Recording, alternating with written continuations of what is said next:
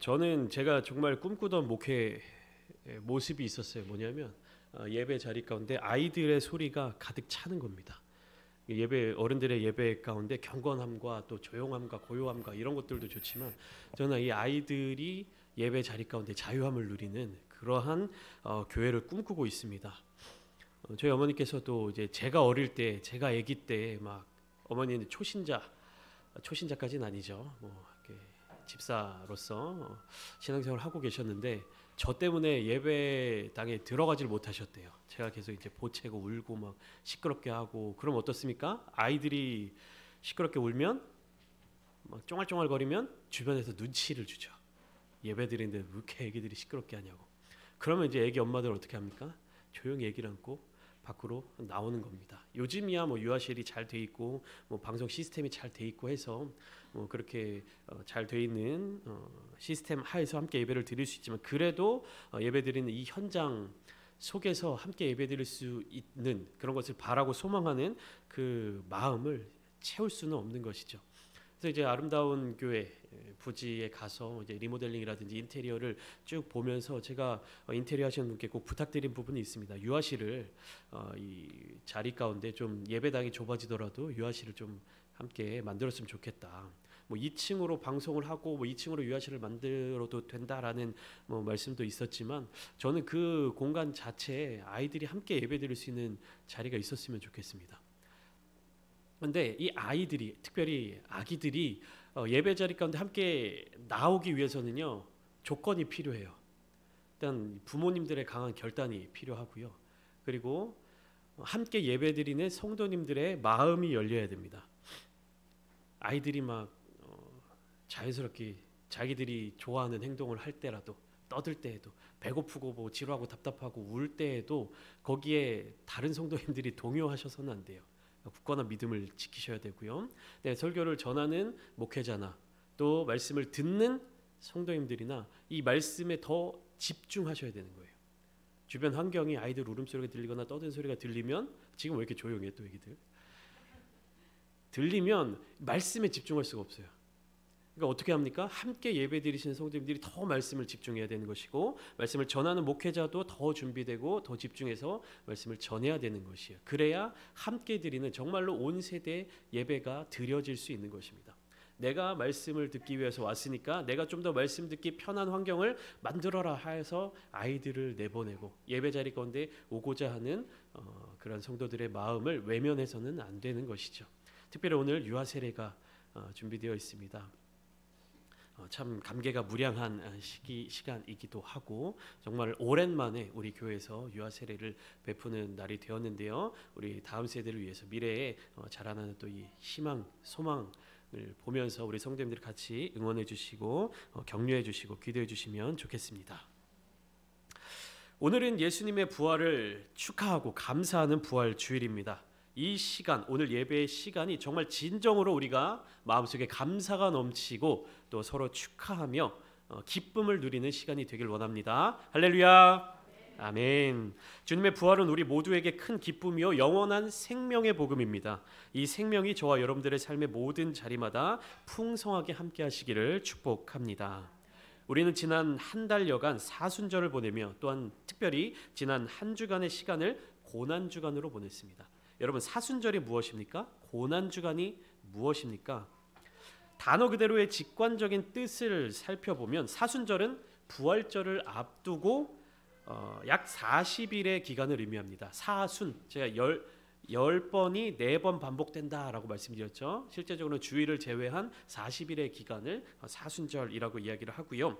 고난주간은 언제입니까? 종려주일로부터 시작하여서 부활절 전날까지의 일주일 한 주간을 의미합니다. 우리 그리스도인들은 이 사순절의 시간 동안에 그리고 이 고난주간의 기간 동안 특별히 몸과 마음을 정결하고 경건하게 하며 그리스도의 십자가 고난과 죽음을 기념하게 됩니다. 그렇다면 사순절과 이 고난주간을 보내는 시간 가운데 중요한 것은 무엇입니까? 고난일까요? 아니면 기념일까요? 우리는 이 부분에 대해서 깊이 생각해 보아야 할 것입니다. 많은 그리스도인들이 사순절을 보내며 특별히 고난주간 동안에 예수님의 그 고난의 고통에 함께 동참하겠다는 마음으로 여러 가지 결단을 내립니다.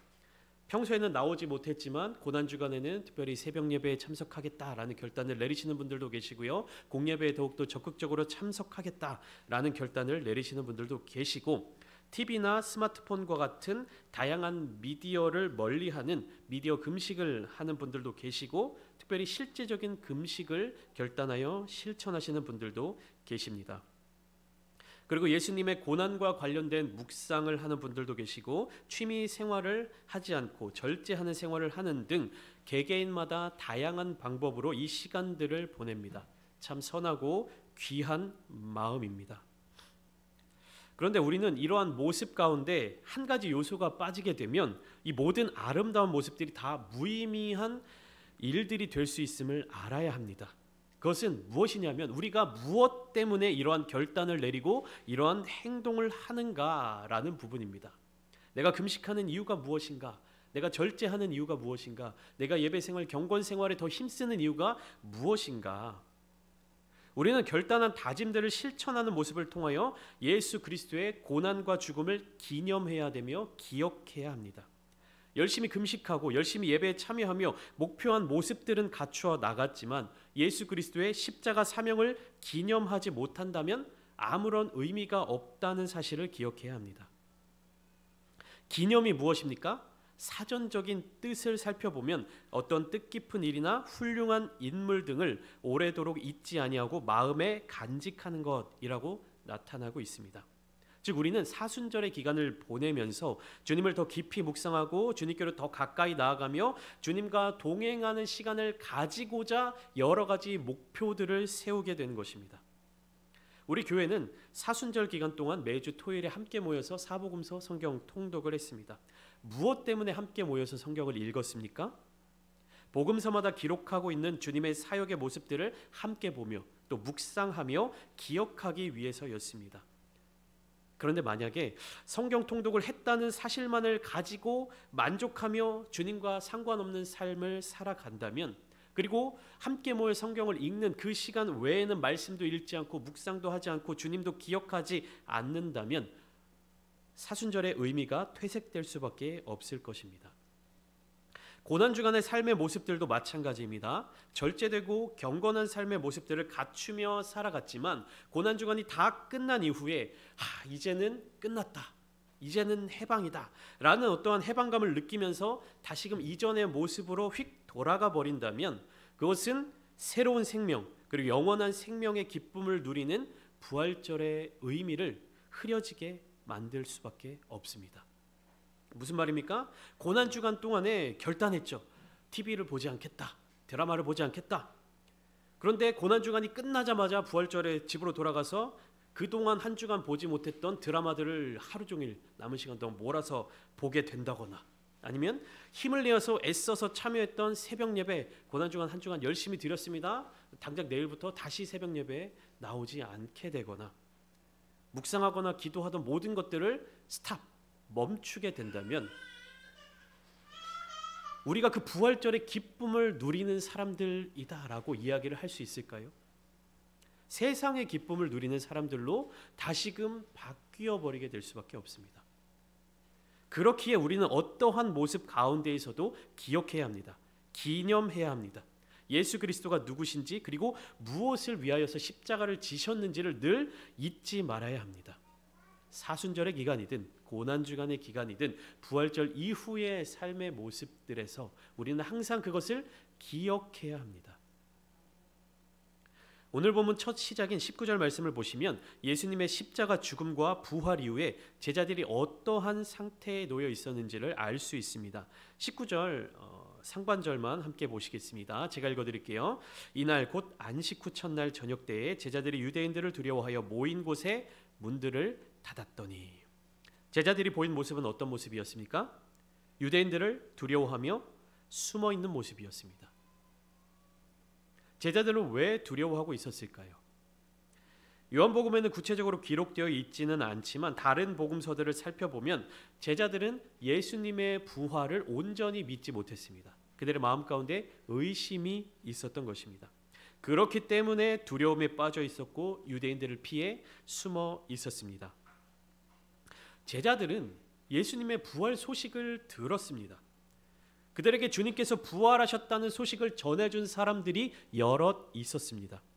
그러나 제자들은 그 부활의 소식을 믿지 못했습니다. 그랬기 때문에 두려움에 빠져 있었던 것이죠. 마태복음 28장 17절엔 이렇게 기록되어 있습니다. 예수를 배웁고 경배하나 아직도 의심하는 사람들이 있더라. 제자들을 두고 기록한 말씀입니다. 마가복음 16장 14절에도 이러한 모습이 나타나고 있습니다. 그 후에 11 제자가 음식 먹을 때에 예수께서 그들에게 나타나사 그들의 믿음 없는 것과 마음이 완악한 것을 꾸짖으시니 이는 자기가 살아난 것을 본 자들의 말을 믿지 아니함이로라. 누가 믿지 아니했다는 것입니까? 제자들이. 누가복음에도 마찬가지로 기록되어 있습니다. 예수께서 이르시되 어찌하여 두려워하며 어찌하여 마음에 의심이 일어나느냐. 이와 같이 제자들은 예수님의 부활 소식을 듣고도 그것을 온전히 믿지 못하고 있었습니다. 제자들은 왜 예수님의 부활을 믿지 못했을까요? 여기에는 두 가지 이유가 있습니다. 첫째는 죽은 사람이 다시 살아났던 이야기 자체가 현실적으로 믿기 어려운 일이기 때문입니다. 그러니까 그 사람이 죽었는데 어떻게 살아나? 이것 자체가, 이 사실 자체가 믿기 어려운 일이라는 사실, 불가능한 일이라는 그 사실입니다. 그렇지만 제자들은 예수님과 함께 3년이라는 시간을 보내면서 죽은 사람이 살아난 것을 여러 차례 경험하였습니다.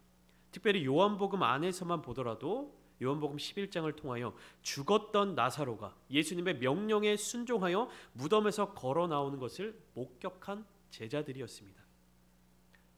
그렇다면 제자들이 예수님의 부활을 왜 믿지 못했을까? 그 두 번째 이유가 바로 여기에 있습니다. 무엇이냐면 제자들은 예수님의 말씀을 기억하지 못했기 때문입니다. 예수님은 여러 차례 제자들을 향하여서 자신의 죽음과 부활에 대해서 말씀하셨습니다. 마태복음 16장 21절에 이렇게 기록되어 있습니다. 이때로부터 예수 그리스도께서 자기가 예루살렘에 올라가 장로들과 대제사장들과 서기관들에게 많은 고난을 받고 죽임을 당하고 제3일에 살아나야 할 것을 제자들에게 비로소 나타내시니 이렇게 기록되어 있습니다. 이때가 언제냐 하면 베드로가 예수님을 그리스도로 고백한 직후입니다. 이 모습은 마태복음뿐만 아니라 마가복음과 누가복음에도 동일하게 기록되어 있습니다. 베드로의 신앙 고백 이후 예수님은 자신의 죽음과 부활을 제자들에게 공식적으로 말씀하셨습니다. 그런데 제자들은 예수님의 이 말씀을 기억하지 않았습니다. 마음속에 담아두지 않았던 것입니다. 주님의 말씀을 기억하지 못했기 때문에, 그리고 그 말씀을 마음에 새기고 있지 않았기 때문에 제자들은 주님의 부활을 온전히 믿지 못하였고, 그리고 부활을 믿지 못하였기 때문에 두려움에 빠져 있었던 것입니다. 예수님께서 부활하셨고 그 부활의 큰 기쁨이 널리 퍼져나가고 있었는데 그것을 믿지 못한 사람들은 어떻습니까? 여전히 두려움에 빠져 있었던 것입니다. 예수님과 함께 있었던, 늘 동행하였던, 함께 살았던 제자들조차도 예수님의 그 부활을 믿지 못했기 때문에, 예수님의 그 말씀을 기억하지 못했기 때문에 부활의 큰 기쁨을 누려 하는 그 순간에 두려움에 빠져 있었던 것이에요. 여러분들은 어떠십니까? 평안하십니까? 기쁨이 넘쳐나십니까? 세상 가운데 우리를 짓누르고 억누르는 걱정들로부터 해방되어 계십니까? 자유함을 누리고 계십니까? 만약에 그렇게 살아가지 못하신다면 무엇 때문이겠습니까? 주님의 온전하신 부활이 저 여러분들의 삶 가운데 충만하게 임하고 있는지를 다시금 돌아보시기를 바랍니다. 주님의 부활을 온전히 믿을 때에, 그리고 그 주님의 부활이 우리의 삶의 자리 가운데 임하게 될 때에 우리는 두려워하지 않을 수 있습니다. 두려움에 빠져 있는 제자들, 그러나 예수님은 바로 그러한 제자들을 찾아오셨습니다. 닫혀진 문들을 지나서 제자들 가운데 서시며 평강을 전해주셨습니다. 그리고 못 박히신 손과 창에 찔리신 옆구리를 보여주시며 반복하여 평강을 말씀하셨습니다. 이 모습은 26절에서도 반복되고 있죠. 예수님의 첫 방문 때에 함께 있지 않았던 도마가 주님의 부활을 믿지 못하고 있을 때 다시금 예수님은 닫혀진 문을 지나 제자들 가운데 오셔서 너희에게 평강이 있을지어다 말씀하셨습니다. 두려움에 빠진 제자들, 소망을 잃어버린 사람들을 찾아오신 예수님께서 그들에게 평안을 주시고 믿음을 회복하시고 소망을 주셨습니다. 부활하신 예수님을 직접 만나게 된 도마는 예수님을 향하여 이렇게 고백합니다. 함께 오늘 본문 28절 말씀을 읽겠습니다. 짧은 구절인데 도마의 고백이 우리의 고백이 되도록 마음을 다하여 함께 읽겠습니다. 시작. 도마가 대답하여 이르되 나의 주님이시요 나의 하나님이시니이다. 아멘. 도마의 이 신앙 고백은 예수님의 부활을 강하게 부정하였던 그의 영혼이 회복되며 또 가장 깊은 곳에서부터 흘러나온 고백이었으며 그 자신을 온전히 주님께 드리는 순종의 고백이 되었습니다. 가장 믿지 못했던 도마가 주님을 만나고 주님으로부터 평안함을 받았을 때 가장 깊은 신앙 고백을 하게 되었던 것입니다. 그러나 예수님께서는 이 도마의 고백을 들으시고 너는 나를 본고로 믿느냐 보지 못하고 믿는 자들은 복되도다 말씀하셨습니다. 이 말씀은 우리에게 참 큰 위로가 됩니다. 오늘을 살아가는 우리는 성육신하신 예수님 그리고 부활하신 예수님을 보지 못합니다. 혹시 여러분들 중에 부활하신 예수님을 보신 분이 계십니까? 아니면 실제적으로 예수님을 만나신 분이 계십니까? 아무도 없으시죠. 그러나 우리는 어떻습니까? 주님을 믿는 사람들입니다. 주님은 우리에게 말씀하십니다. 보지 못하고 믿는 자들은 복되도다. 보지 못하고 믿는 자들은 복되도다. 우리는 예수님의 그 제자들조차도 위대한 사도들조차도 받지 못한 그 복을 받으며 신앙생활을 할 수 있는 특권을 얻었습니다. 이 복은요, 베드로를 비롯한 예수님의 제자들은 절대로 받지 못할 복이에요. 왜냐하면 제자들은 어떻습니까? 예수님을 만난 사람들이잖아요. 예수님과 함께 살았고 부활하신 예수님을 만난 사람들이잖아요. 근데 주님께서 말씀하시죠. 보지 못하고 믿는 자들은 복되도다. 그러니까 우리가 누리는 이 복은요, 우리가 주님을 믿음으로 말미암아 우리에게 부어지는 이 복은 그 위대한 사도들도 받지 못한 복이에요. 그들은 보고 믿었잖아요. 예수님과 함께 살아갔었잖아요. 그러나 오늘날을 살아가는 우리는 주님을 보지 못한 사람들입니다. 그러나 주님을 믿는 자들입니다. 저는 이 말씀이 저에게 굉장히 큰 위로가 되었고 힘이 되었습니다. 왜냐하면 제가 신앙생활을 하면서 굉장히 어려움을 겪을 때, 힘든 일을 겪었을 때 내가 주님이 살아계시는 그 시대에 살았더라면, 주님을 만났더라면, 주님과 함께 했었더라면, 주님의 그 기적과 이적을 바라보고 그것을 내가 체험했었더라면 내 믿음이 이렇게 연약하지 않았을 텐데, 주님과 함께 있었으면 내 믿음이 이렇게 흔들리지 않았을 텐데 라는 생각을 했던 때가 있습니다. 그러나 그때 이 말씀을 보며 좀 위로를 얻었어요. 보지 못하고 믿는 자들은 복되도다. 주님께서는 오늘날 정말 주님을 진실하게 믿으며 주님의 그 부활을 우리 마음 가운데 간직하는 자들 향하여서 말씀하십니다. 보지 않고 믿는 자들은 복되도다. 이 복이 저와 여러분들의 삶의 자리 가운데 충만하게 임하게 되시기를 주님의 이름으로 축원합니다. 제자들이 받지 못한 그 복을 받으며 신앙생활할 수 있는 특권, 그리고 또한 주님께서 주시는 가장 귀한 선물을 우리는 누리게 된 것이에요. 예수님께서 주신 가장 귀한 선물이 무엇인지는 오늘 본문 마지막 절에 기록되어 있습니다. 요한복음 20장 31절은 요한복음 전체의 주제가 되는 핵심 구절이기도 한데요. 우리 함께 읽어보겠습니다. 시작. 오직 잠시만요. 31절인데 제가 이거 잘못 편집을 했네요. 이게 요한복음 1장인데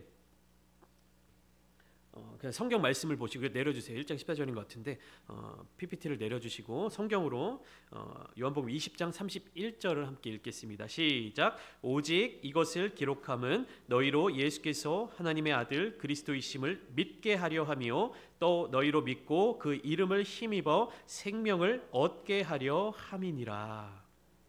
아멘. 예수님이 하나님의 아들 그리스도이심을 믿으면 바로 그 예수의 이름으로 생명을 얻게 해주십니다. 이것이 저와 여러분들을 향한 가장 귀한 선물입니다.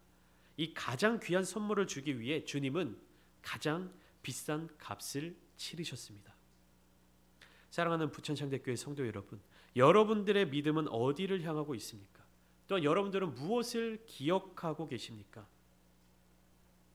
예수님이 행하신 표적들은 복음서에 기록된 것 이상으로 훨씬 더 많았을 것입니다. 3년이 넘는 시간 동안 주님께서 행하신 기적들이 고작 이 몇 장의 기록으로 담을 수 있을 만큼 그 정도 수준밖에 안 됐겠습니까? 그러나 사도 요한은 요한복음을 딱 21장으로 정리하여 기록했습니다. 그리고 주님께서 베푸신 기적들도 단 7가지만 소개하고 있습니다. 그 이유는 무엇입니까? 그가 복음서를 기록한 이유가 믿게 하기 위함이고 또 믿음으로 말미암아 그 이름으로 생명을 얻게 하기 위함이기 때문입니다. 믿고 그 이름으로 생명을 얻는 것, 이것을 목적으로 요한복음을 기록했기 때문에 수많은 일들 세세하게 구구절절하게 다 기록하지 않았던 것입니다. 예수님이 얼마나 많은 기적과 이적들을 베푸셨으며 얼마나 대단한 일들을 행하셨으며 예수님과 함께 다니면서 얼마나 많은 큰 일들이 일어났는지를 알리고 소문내는 것이 목적이 아니었어요. 요한이 이 책을 기록한 목적은 믿고 영원한 생명을 얻게 하는 것이 목적이었습니다. 요한복음의 핵심은 바로 하나님의 아들을 믿는 믿음과 그 이름으로 얻게 되는 영생입니다. 그러니까 우리는 이 성경을 보면서 우리가 얼마나 성경을 많이 알고 얼마나 성경에 대해서 해박한 지식을 가지고 있고 이런 것에 주목할 필요가 없습니다. 성경을 읽음으로 말미암아 성경을 가까이 함으로 말미암아 무엇을 얻어야 되는 것입니까? 우리의 믿음이 더하여져서 영원한 생명을 누려야 하는 것입니다. 그렇게 우리는 주님을 기억해야 합니다. 주님의 말씀을 기억해야 합니다. 그 이름을 힘입어야 합니다. 주님을 알고 주님께서 하나님의 아들 그리스도이심을 믿어야 합니다. 예수님에 대하여 예수님에 관하여 아는 것이 아니라 예수님 그분을 만나고 그분을 알고 그분의 이름을 통하여 생명을 얻어야 합니다. 그저 멀리서 바라보면서 환호하는 팬이 되어서는 안 됩니다. 연예인을 바라보는 팬이 되어서는 안 되는 것입니다. 얼마나 그 연예인을 사랑하는 팬들은 연예인에 대해서 구구절절하게 다 알겠습니까? 프로필도 다 알겠죠. 이름, 본명, 키, 몸무게, 생일, 별자리, 어디에서 사는지, 어떻게 자라왔는지, 어떤 음식을 좋아하는지 얼마나 많이 알겠습니까? 그러나 가까이서 교제를 나눌 수는 없는 것이죠. 우리는 그런 주님을 연예인으로 바라봐서는 안 됩니다. 주님에 대하여서, 주님에 대해서 기록한 것에 대해서 내가 이만큼 주님에 대해서 많이 알고 있어. 주님이 행하신 기적들 난 순서대로 다 외우고 있어. 난 성경을 이만큼 많이 봤어.